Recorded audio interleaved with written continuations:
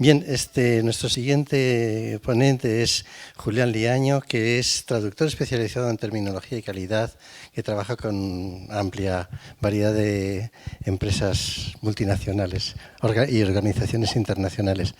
Si me permites un minuto de tu tiempo. Sí, claro. Vale. Es que querría resaltar un trabajo que tiene muchísima importancia. Precisamente en esta época de globalización es más importante que nos entendamos cada vez mejor. Y por tanto, la traducción especializada y la terminología son fundamentales, son claves porque nos estamos comunicando de unos países a otros. Y hay que preguntarse cómo surge el lenguaje. El lenguaje es un proceso, ya desde Vygotsky a principios del siglo pasado, que transforma algo que es un fenómeno social. Cuando nace un niño, la sociedad que le rodea quiere entenderse y quiere que entienda ese niño en la sociedad en la que se integra. Y por lo tanto es un fenómeno social, pero para el niño es un fenómeno psicológico. Depende de él, entonces sintoniza con unas cosas más que con otras. Bueno, fijaos si es tan importante esto, que un idioma depende de la sociedad en donde la gente que habla un determinado idioma se ha criado. Y al mismo tiempo de la idiosincrasia de la persona en particular. O sea que el ser un traductor especializado entre distintas sociedades, ser bueno, tener calidad, no solamente es muy difícil, sino que es muy importante. Ya sabemos que hay muchas cosas que en un idioma, una misma palabra puede significar unas cosas, en otro idioma puede significar otras. Yo sé que estas son obviedades, pero en realidad creo que realza todavía más en este mundo globalizado en que vivimos la necesidad de traducciones de calidad. Y por eso es por lo que me interesaba mucho que Julián nos hablara un poco acerca de todo eso. Y muchísimas gracias por venir. Bueno, gracias a vosotros primero, a ti, Alfonso, y a ti, Paco. ¿Se te puede llamar así? ¿Ya? Somos conocidos, esto es para adelante y para atrás, ¿no? Sí, bueno, la traducción, a mí los traductores me gusta más que nos conozcan como meros, que nos conozcan más que como meros descodificadores de un idioma o de una serie de signos o de más que descodificadores, poco menos, como mediadores culturales. Es decir, al final estás trasladando con esas palabras, con todos esos términos, estás trasladando conceptos, ideas, y hay que a veces también adaptarlos, un poco de lo que vamos a hablar, o intentaré hablar ahora. Vamos a ver. Efectivamente. Hablar de la traducción. Lo que vamos a... Aquí voy a utilizar la palabra traducción en sentido amplio y en sentido de servicios. En el sentido de que bueno, está lo que se conoce como traducción literaria, que es un mundo aparte, y en la traducción de la que voy a hablar hoy, pues entra todo tipo de, acabo de decir, servicios que están desde la interpretación, que es una disciplina aparte, más oral. Dentro de la interpretación pues también tenemos cada uno sus ramas de interpretación consecutiva, susurrada, en fin, muchas variantes. Hay multiplicidad de servicios que se pueden dar a una sociedad que en una era como la nuestra, la digital, la era de la información, de las comunicaciones, es imprescindible. Es decir, cualquier empresa que pretenda tener algún mínimo de proyección internacional o presencia o negocio va a necesitar, ya sea de forma oral o escrita, documentación, una serie de requisitos para poder plantarse fuera de sus fronteras. He olvidado mencionar antes que este tipo de encuentros, no es el primero que conozco y me parece muy interesante porque es una manera de poner en contacto precisamente al mundo académico con el mundo empresarial, que parece que viven en mundos paralelos, entonces es una manera de retroalimentarse el uno al otro y ambos salen ganando. Bueno, pues entonces, una vez he intentado fijar qué es la traducción, cómo entendemos la traducción, que no solamente un señor que escribe, que traduce de un idioma a otro, económicamente es también una industria, hay un sector económico importante. Solamente en datos de la Unión Europea, los más recientes que he podido encontrar, el año pasado, pues 1.260 millones, pues es bastante, solo a nivel institucional, considerando que luego hay toda una serie de empresas proveedoras a esas mismas instituciones, que esas empresas privadas que necesitan de esos servicios, desarrolladores de programación informática, lo veremos luego, para herramientas que también hay que traducir y que trabajan para decir, hay alrededor de lo que es el concepto traducción, hay un montón de actividades paralelas que generan riqueza y que es importante. Poco en el último lugar, quizá el primero tendría que haber sido no el dinero, sino las personas. Pues bueno, hay también hay un hueco, un nicho de empleo bastante importante, no solamente para los traductores como tales, sino para el montón de gestores de proyectos, evaluadores, administradores que hay, todos alrededor funcionando de las lenguas. Bueno, la traducción, por seguir y terminar, intentar entender cuál es el trabajo que hacemos o que se hace en la comunicación, en la traducción entre lenguas. Hay dos fundamentales, que es la traducción asistida por ordenador, que es la más extendida, y la traducción automática. La traducción asistida por ordenador es nos llaman traductor humano detrás, con una serie de herramientas, y trabajas, le das forma y entonces haces efectivamente relacionas utilizando, no mecánicamente, sino mentalmente, utilizando el factor humano, relacionas una lengua con otra, unas ideas con otras.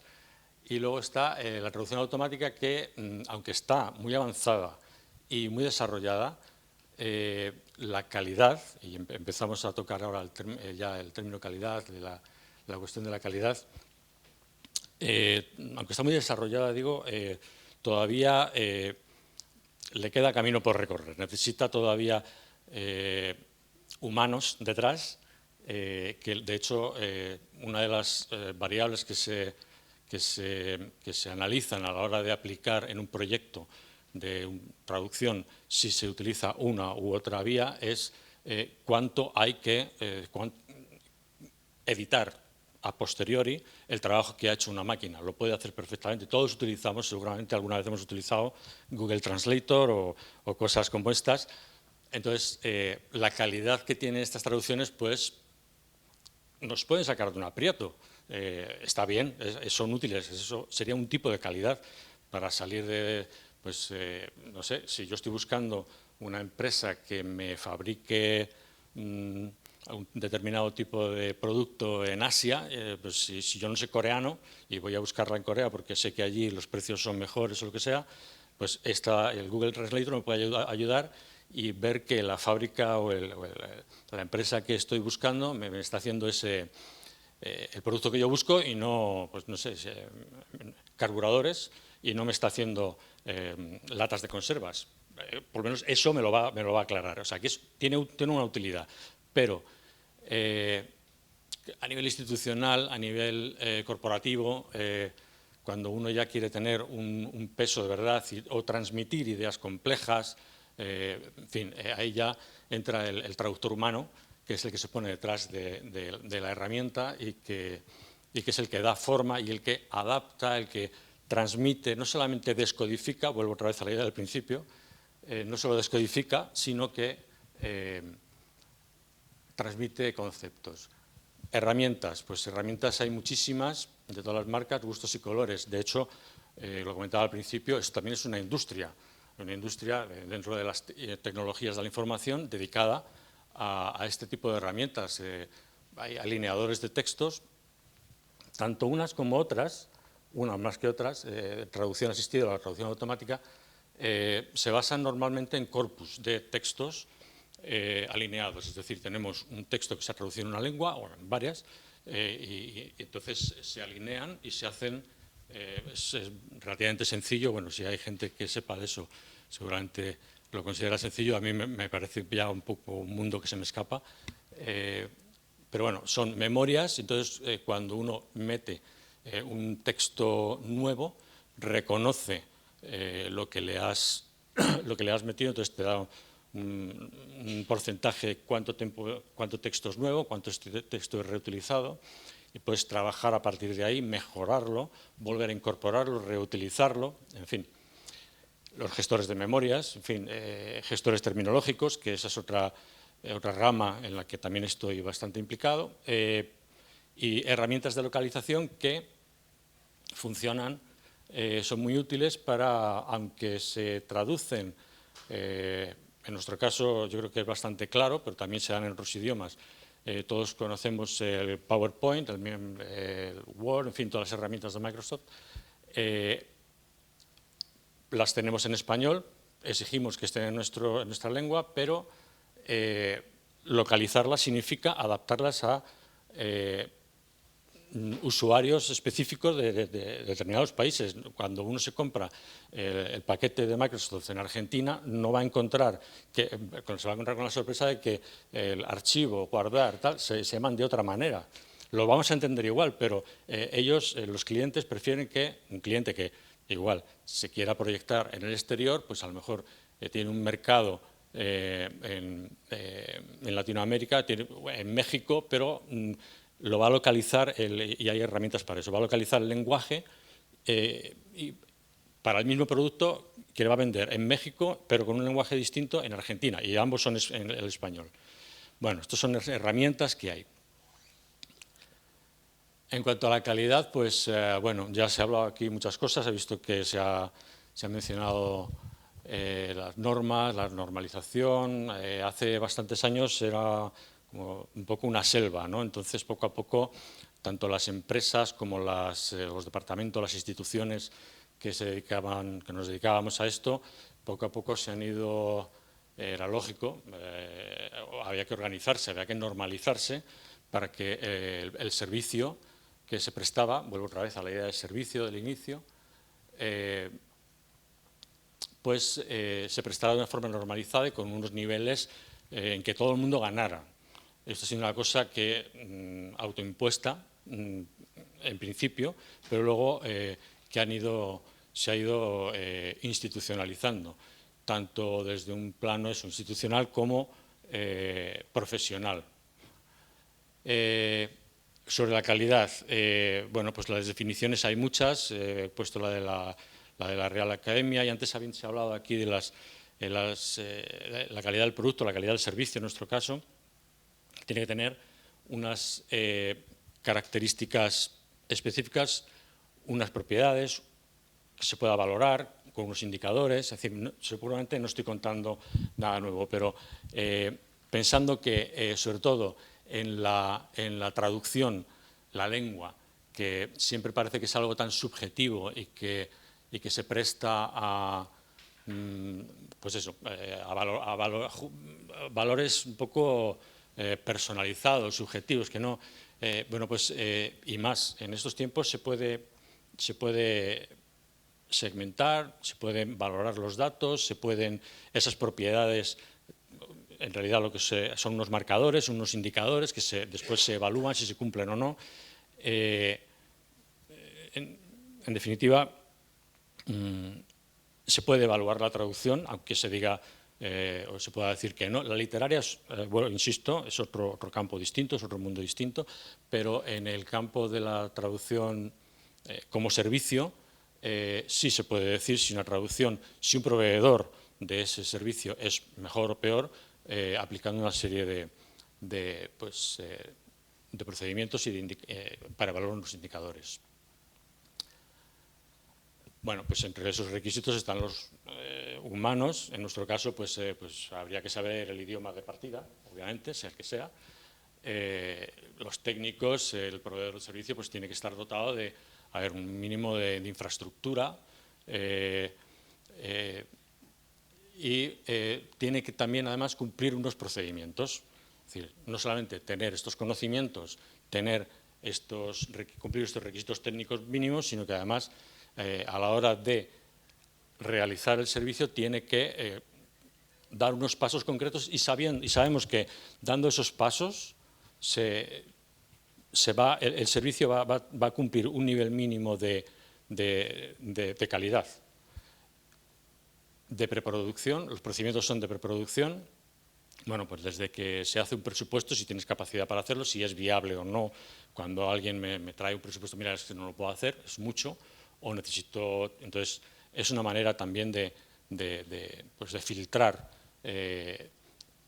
proyectos que recibes y proveedores que los dan. Quién puede, quién no puede, quién vale, quién no vale. Luego, cómo se gestiona ese proyecto, es decir, en fin, son las normas que ahora veremos, detallan todos estos puntos que hay aquí, revisión, lecturas de prueba, lectura de concepto, postproducción y el feedback. El feedback es muy importante, hay que evaluar después, también lo veremos en el ejemplo, se evalúa todo también, se evalúa la satisfacción de quien ha recibido la traducción, pero también se evalúa cómo ha sido el proceso, qué fallos ha habido, cómo se mejoran. Al traductor se le revisa y en esa revisión se le evalúa, también con indicadores, vuelvo a insistir, parece que la traducción no se puede medir, no se puede, pues sí se puede. Y ahora hay datos, es decir, más en la era digital en la que se trabaja con tantos formatos distintos, pero al final todos son digitales y todos se pueden medir y todo lo que se puede medir es susceptible de mejorarse. Bueno, pues las normas. Todo esto que he explicado, es decir, no me lo he inventado yo, como he dicho, esto poco a poco, con el pasar de los años, la experiencia, tanto la profesión como las instituciones que recibían esos servicios han ido elaborando y recogiendo esas normas. Primero hubo una serie de normas nacionales, cada país tenía las suyas, aquello era un poco sin guirigay, pero en el fondo compartían, cuando uno miraba la norma alemana, la norma británica, tal, resulta que todos coincidían en los elementos, en los requisitos, en los indicadores y en los procedimientos, ¿no? De una manera o de otra todos coincidían. Después, de hecho, pues con el pasar de los años se constituyó este Comité Europeo de Normalización, que fue un trabajo importante y reunió todas estas normas nacionales, todos estos elementos comunes. Y bueno, pues desde noviembre de 2015 el esfuerzo se hizo a nivel ya internacional, no regional, y se adoptó esta norma ISO que, bueno, no sé cómo se hace, pero si pinchas ahí se va y te lleva directamente. Pero vamos, ahí están. Y, insisto, todo lo que estoy contando realmente no es nada nuevo, está todo recogido ahí, yo lo que estoy haciendo es resumíroslo un poco. Las profesionales, pues igual, por sectores, por el SAE International es el sector de la automoción, Globalization, Localization. Esta es la asociación que se dedica a la localización de productos normalmente en la web. También son asociaciones en las que se comparte conocimiento, se comparten herramientas, se comparten memorias, que las memorias son importantísimas en este trabajo.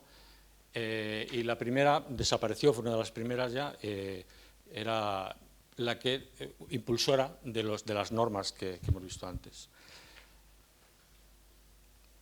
Y bueno, pues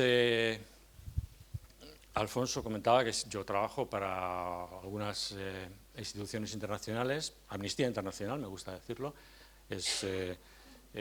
Entonces ahí teníamos un problema sobre todo de recursos, porque siendo una ONG no teníamos, entonces queríamos saber cómo hacemos para sacar un buen producto, para dar un servicio en fin, a una clientela muy exigente, porque y para tener resultados que en este caso, pues relacionados con los derechos humanos, pues nos importaba mucho. Entonces, bueno, pues cómo mejorar la calidad del producto y además con pocos recursos hacer más. las herramientas de traducción nos ayudaron mucho, pero este otro vector de trabajo orientado a la calidad también ayudó bastante a ahorrar muchos vueltas que dábamos en el camino. Ya, lo que decía antes, siguiendo un proceso siempre, ese proceso sabemos que vamos, cuánto tardamos, qué número de palabras, que es un poco la unidad de medida que utilizamos, vamos a sacar, en cuánto tiempo, si es viable o no es viable, cuánta gente vamos a necesitar, qué tipo de gente, qué disciplina vamos a tocar y qué profesionales hay con los que hay que contactar, si son del derecho, si son del derecho penal o sociólogos o politólogos, en fin. Entonces empezamos a analizar los textos que recibíamos y entonces pensamos, bueno, pues lo primero que hay que ver es que la información llegue. Entonces hay un indicador, una calidad que es de transmisión. Después, queremos que el lenguaje sea correcto, sería el estándar corporativo, el estándar de la voz que debe de tener Amnistía, que se la reconozca, y luego en la calidad formal, pues ya sería para trabajos específicos, sería el máximo de calidad, pues en el caso de Amnistía, insisto, pues podría ser cuando saca su informe anual, por ejemplo, que tiene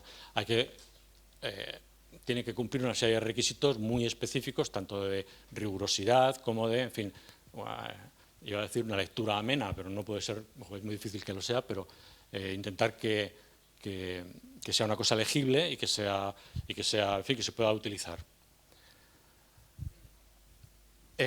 Bueno, pues estos son los indicadores. Para la transmisión, pues un texto no puede tener ni omisiones, ni añadidos, ni sentidos equivocados, ni... Eso es lo mínimo. Entonces, cuando aquí ya también pudimos empezar a segmentar el tipo de documentos que recibíamos, si son documentos internos, si son documentos, comunicaciones que entre departamentos o entre un programa o bueno, pues con que llega la información, vale. Mientras no haya faltas de ortografía, no se omitan datos, nos vale. Esa sería la calidad mínima, una calidad de trabajo, la calidad de transmisión de información. La siguiente pues sería bueno, pues la calidad estándar en los informes, ya que son más públicos, que en fin, ya se respete la sintaxis, que se respete la terminología propia que le da carácter a la organización, que se respete en fin, el registro léxico y otra vez, volviendo a la calidad de publicación, pues hay manuales de estilos específicos para, según qué publicación sea más o menos importante o más, en fin, que luego hay que ir a la imprenta, tiene que tener este tipo de letra, en fin, eso ya entran, es una tipología mucho más detallada de lo que se va a hacer con ese producto. Esto es lo que acabo de decir, es decir, ya identificamos el tipo de publicación, el tipo de texto con las calidades. De abajo hacia arriba pues se van subiendo peldaños. En la calidad del trabajo pues serían textos de la empresa, de una organización, de comunicación interna, en fin. El énfasis predomina en la transmisión del mensaje. Un peldaño más, pues ya a esa transmisión del mensaje se le añade en fin, un rigor y una formalidad más acorde con los estándares que hemos visto al principio y bueno, en la calidad de publicación, pues eso, lo estoy repitiendo otra vez, más o menos lo mismo. Tenemos una lista de control y entonces, en función del tipo de documento con el que nos tropezamos, pues se miran. Después se ha verificado, en este caso, que no hay omisiones, añadidos, tal. Es decir, cuanto más abajo, en esos colores, más abajo se va, pues más riguroso es el control. No hay mucho más que contar. Y lo que contaba, sí, lo que decía antes, lo de la evaluación, que siempre es un ciclo, siempre hay que cerrarlo, hay que evaluar al traductor, hay que ver, de luego, si tiene en este control, si tiene muchas marcas en la parte roja, es decir, que se equivoca, es decir, posiblemente es que a lo mejor no sabe ni inglés o no sabe el idioma de partida, que sea. Luego a lo mejor o al revés, puede tener mucho conocimiento del idioma, pero en la parte de expresión, en la parte de en medio, en la parte pues es que no sabe escribir en su lengua de llegada o porque no tiene esas habilidades. Y en la otra pues no ha cumplido los requisitos que le hemos indicado en el proceso de pre-traducción, que tiene que ajustarse a este libro de estilo con este tipo de ortotipografía específica para este tipo de trabajo. Y entonces se evalúa al traductor, entonces se le envía esta información que tiene que mirar, y entonces para su beneficio y para el de la empresa o de la organización que lo está contratando, pues es mutuo. Entonces es una cuestión de eso, de mejorar, y creo que nada más. Eso es todo a lo que me dedico, a lo que hago, y os lo cuento. Si tenéis preguntas.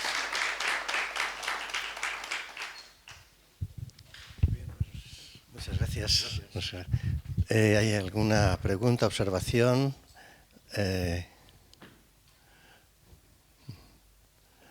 Muy bien. A ver, José Esteban.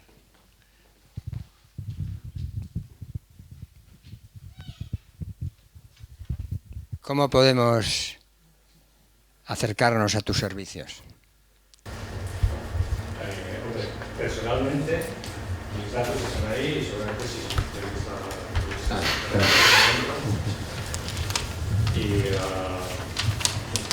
pensé que iba a preguntar por la organización, pero bueno, eso es entrar en la página web de Amnistía y ahí se puede colaborar de muchas maneras. Aprovecho ahí para meter un poquito de